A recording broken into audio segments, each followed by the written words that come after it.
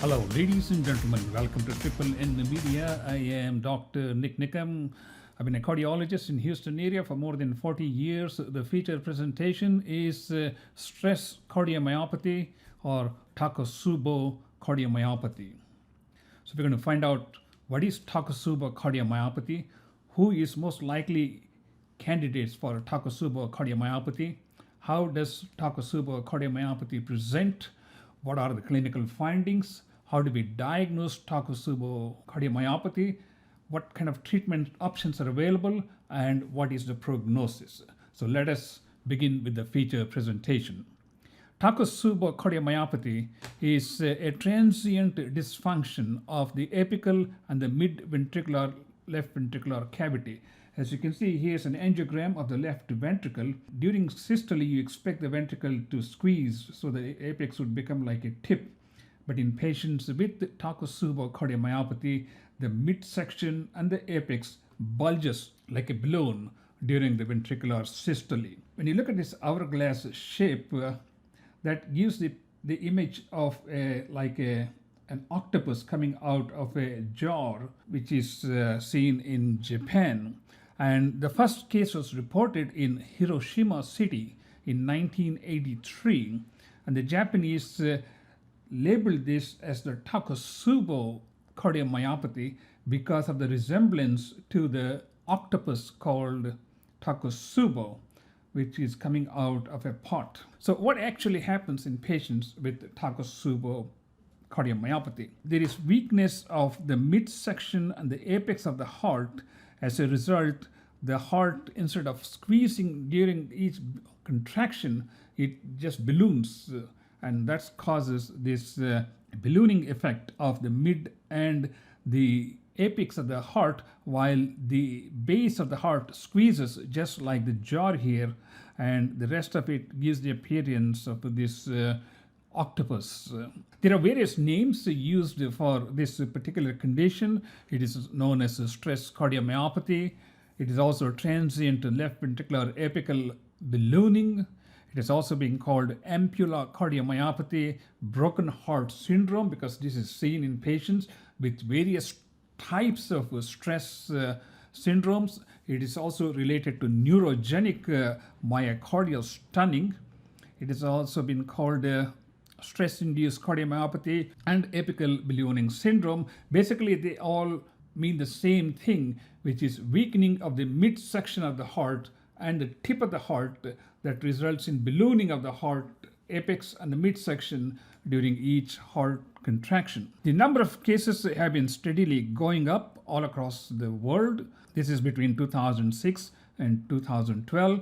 As the diagnostic capabilities become more and more feasible, more and more cases are detected because of its recognition.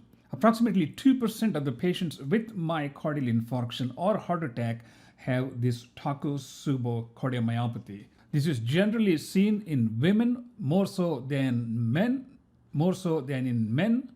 Females are affected more frequently. 90% of the cases, in fact, involve women. Majority of them are postmenopausal. The average age is like 68 years, and it is generally seen following a stressful event in life. Estrogens have been somehow connected to the higher incidence of Takotsubu cardiomyopathy among older women. Estrogen influences the coronary artery vasoreactivity, and its absence may increase the propensity for coronary artery spasm at the medium-sized artery level and also at the small arterial levels. As I mentioned before, this Takotsubu cardiomyopathy can be produced by a variety of stress. It could be emotional, it could be physical, it could be psychological, or it could be neurogenic, and sometimes it is triggered by identifiable factors like loss of a family member, or an accident, or a financial crisis, anything that leads to significant stress in their lives. What actually happens in these patients? Because of the tremendous amount of stress, there is release of catecholamines, especially epinephrine and norepinephrine. they directly affect the myocardial cells, causing myocardial injury. There is abnormal fatty acid metabolism and glucose uptake. It also causes a coronary artery spasm, leading to multi-vessel spasm that decreases the blood supply to the myocardium, and regions of the heart muscle can have necrosis. There is microvascular endothelial dysfunction. That is, at the capillary level, there is abnormality of the capillary function, which leads to thrombosis of the capillaries, resulting in microinfarcts in the myocardial tissue. Cardiac neural dysfunction and sympathetic hyperactivity can lead to the damage to the myocardial cells themselves, leading to weakness and dilatation of the mid and the apex of the left ventricle. It can also involve the right ventricle. Again, this is just showing in a different manner. The excess catecholamines can cause myocardial damage, coronary vasospasm, myocardial ischemia, left ventricular dysfunction, and also decreased left ventricular contractility, which are all depicted in this picture. These patients who are in their late 60s may have varying degrees of coronary artery disease to begin with. So they could have pre-existing coronary artery disease upon which there may be superimposed vasospastic activity or vasospasm, and along with that we have the microvascular dysfunction, which I talked about, the endothelial dysfunction, which can lead to microthrombosis within the capillaries that leads to micronecrosis of myocardial cells in the mid and the apical segments. And all of these can lead to acute dilatation of the left ventricle. Most of the patients present with heart failure, almost about 45% of them. Almost 30% of them could have right ventricular involvement, and occasionally 10 to 25% of them can have left ventricular outflow tract obstruction. That is the base of the left ventricle. Some people may have mitral regurgitation due to papillary muscle ischemia or dysfunction, and rarely people can have cardiogenic shock or left ventricular thrombus, which is found in like less than 10% of the patients. They can also have irregular heart rhythms, and in fact, there is 1 to 2% mortality related to Takotsubu cardiomyopathy, which is far less than what we see in patients with acute myocardial infarction. So here are the Mayo Clinic criteria for diagnosis of Takotsubu cardiomyopathy. There should be transient hypokinesis or akinesis or dyskinesis of the left ventricular mid and apical segments. The regional wall motion abnormalities extend beyond a single coronary artery. In case of myocardial infarction, if the left anterior descending branch is blocked off, the region supplied by that left anterior descending artery is going to show wall motion abnormalities. Whereas in patients with the Takotsubu cardiomyopathy, it is generalized. It involves the entire mid and the apex of the ventricle, because this is mostly related to vasospasm in multiple vessels plus microvascular vasculopathy, which leads to microemboli and thrombosis that leads to diffuse myocardial damage and dysfunction. Absence of a coronary artery disease, these patients may have minor plaques. It's not a major cause for this dilatation of the left ventricle. There may be electrocardiographic changes which may mimic acute myocardial infarction, or there may be significant deeply inverted T waves which may persist for several weeks, associated with elevated cardiac troponin mark. In the absence of a pheochromocytoma or acute viral myocarditis, which can sort of give a similar picture. Here's an electrocardiogram which is showing some ST elevation and T wave inversion, and they can mimic anterior infarct or inferior infarct, and sometimes we can see real classic picture of an acute anterior or anterolateral myocardial infarction. And they also manifest with varying degrees of T wave changes, and these T wave changes can last for several weeks, even though the acute myocardial infarction picture resolves fairly quickly. Echocardiography is sort of a standard test that is used to identify areas of left ventricular wall dilatation, left ventricular wall thinning, and also dysfunction or akinesis or hypokinesis of the midsection and the apex of the left ventricle where the basal function is preserved. When we do a coronary angiography, based upon their age and risk factors, we may see some minor coronary blockages, but that's not the main cause for this diffuse involvement of the mid and the apical segment of the left ventricle, which uniformly involves the area supplied by multiple arteries. The cardiac MRI is quite useful in diagnosing and making the differential diagnosis when it comes to Takotsubu cardiomyopathy.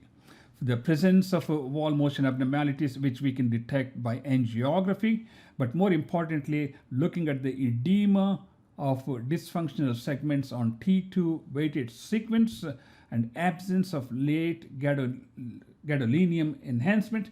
The absence of gadolinium enhancement suggests there is no evidence of a scar.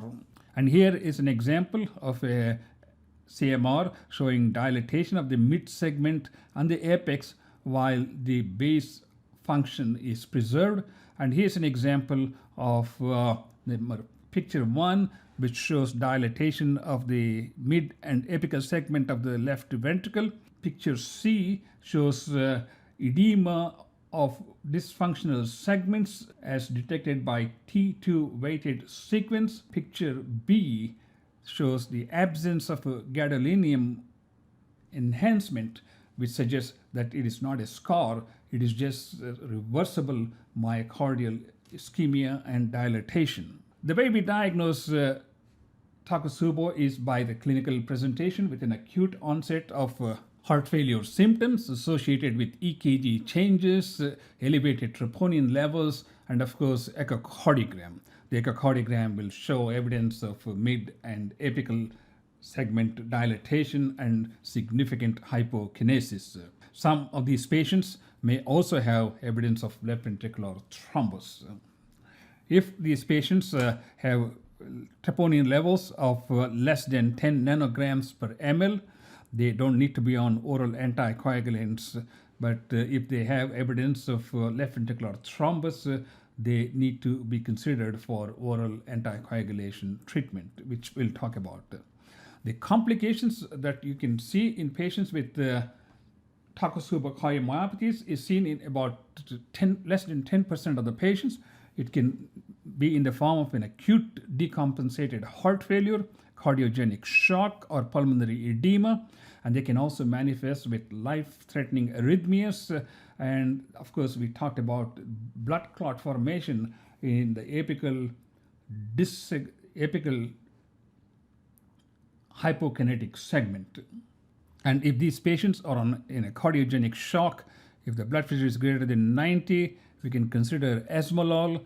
But if the blood pressure is greater than 90 and ejection fraction is less than 35, then we can consider levosimendan.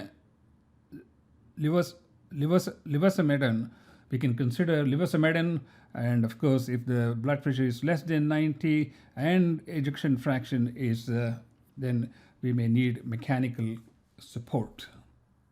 Here's again showing the pathway for triaging patients with mild myocardial markers versus those which have significant changes in their left ventricular function, blood pressure, and ejection fraction.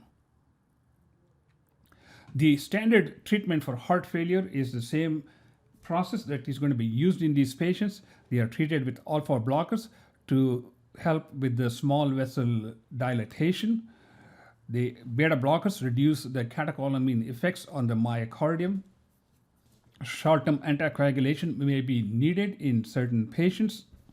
Of course, ACE inhibitors, aspirin, and IV diuretics may be added if there is evidence of left ventricular dysfunction with reduced ejection fraction and volume overload. And here is a very comprehensive sort of a roadmap you can use to deal when you're dealing with a patient with Takotsubu cardiomyopathy with complications. If they have mild heart failure, they can be treated with ACE inhibitors, nitrates, diuretics, and aspirin. But if they have heart failure, which is advanced, then we can try levacimendin,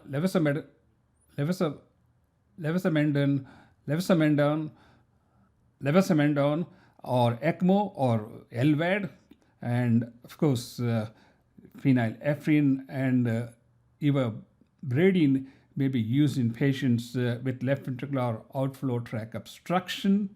And similarly, if they have bradycardia, a temporary pacemaker may be necessary. And in patients with evidence of blood clot, they need to be on anticoagulants. Prognosis is fairly good in the absence of comorbid conditions. Acute myocardial infarction EKG changes usually resolve over time. The T wave changes may persist for several weeks. In-hospital mortality is approximately 1 to 2%. Recurrences are around 10%. That's an interesting, I didn't know that. Heart failure, cardiogenic shock, and ventricular thrombus can pose greater risk, and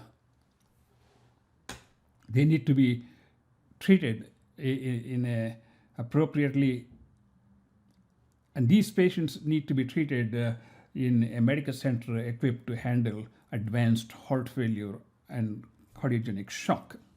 The long-term prognosis is unknown at the present time. So, ladies and gentlemen, this is a quick overview of what is Takotsubu cardiomyopathy or stress cardiomyopathy, and what causes it, what is the pathophysiology, how does it present, and what are the clinical diagnostic findings that we can use to identify these patients and triage them based upon their degree of heart failure and see what's the appropriate treatment based on that. Thank you so much for watching this presentation. We have numerous presentations on many cardiology topics. I also have a series of ACCH guidelines from 2014 all the way up to 2022. Please do watch them, and please do subscribe to our YouTube channel. I will see you in the next presentation. Thank you so much.